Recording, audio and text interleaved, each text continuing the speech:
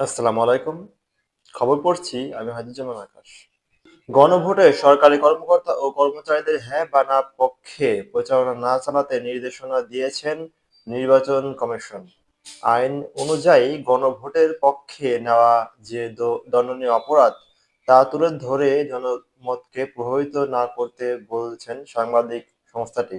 আজ বৃহস্পতিবার এ বিষয়ে সব রিটার্নিং কর্মকর্তা, মন্ত্রিপরিষদ সচিব, প্রধান উপদেষ্টা, মুখ্য সচিব সহ সংশ্লিষ্ট সবার কাছে চিঠি পাঠানো হয়েছে। ত্রয়োদশ জাতীয় সংসদ নির্বাচনে জোটের কারণে ৭ জন প্রার্থীকে দাঁড়িপাল্লা প্রতীক না দেওয়ার জন্যে অনুরোধ করেছিলেন বাংলাদেশ জামায়াত ইসলাম। তবে সেই অনুরোধ রাখেননি নির্বাচন কমিশন। ফলে আসনগুলো লোর ব্যাট পেপারে একই সঙ্গে দাঁড়িপাল্লা প্রতীক ও জোটের প্রার্থীদের আলাদা দলীয় প্রতীক থাকবে। ঢাকা-৮ আসনে বিএনপি প্রার্থী ও দলটির স্থায়ী কমিটির সদস্য মির্জা আব্বাস বলেছেন, আগে ভোট শেষ পোলিং এজেন্টরা সন্ধ্যার মধ্যে ফলাফল নিয়ে ফিরত। এখন বলা হচ্ছে ফল পেতে ২-৩ দিন লাগবে। এটা নির্বাচন কারচুপির সম্ভাবনার লক্ষণ। এটি আমরা কোনো পরিস্থিতিতেই মেনে নেব না।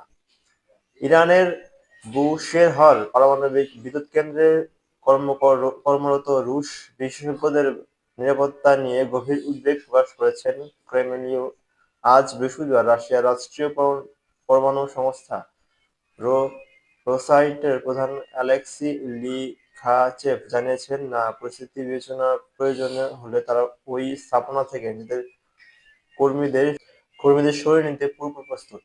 ইরানের ওপর সম্ভাব্য মার্কিন হামলার আশঙ্কায় বিশ্ববাজারে জ্বালানি তেলের দাম বড় ধরনের অস্থিরতা দেখা দিয়েছে। আজ বৃহস্পতিবার ব্রিটেনের ক্রুড ফিউচারের দাম ২.৪% বেড়েছে। ব্যারেল প্রতি $৭০.৫ পৌঁছেছে। দিনের এক পর্যায়ে এটি $৭০.৩৫ পর্যন্ত উঠেছিল, যা গত বছরের সেপ্টেম্বর এর সর্বোচ্চ। ২০২৬ টি-টোয়েন্টি বিশ্বকাপ পাকিস্তানের অংশগ্রহণ নিয়ে এখনো রয়েছে অনিশ্চয়তায়।